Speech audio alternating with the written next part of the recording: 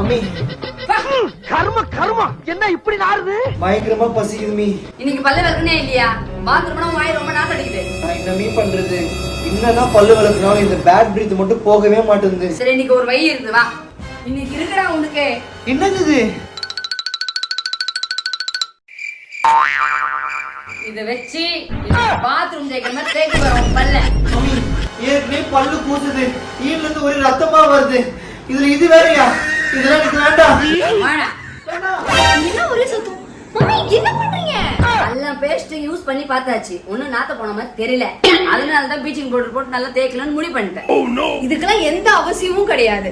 Bad breathing, ஜெம்ஸ்ல bleeding, tooth சென்சிட்டிவா இருக்குன்னா இது எல்லாத்துக்கும் ஒரே சொல்யூஷன், சென்சுரா டூத் பேஸ்ட். இது நீங்க ரெகுலரா யூஸ் பண்ணீங்கன்னா உங்களுக்கு எல்லா ப்ராப்ளம்ஸும் சால்வ் ஆயிடும். அது மட்டும் இல்லாம அது கூட டங் கிளீனர் பிளஸ் பிரஷ் இது கூட ஃப்ரீயா கொடுக்கறாங்க.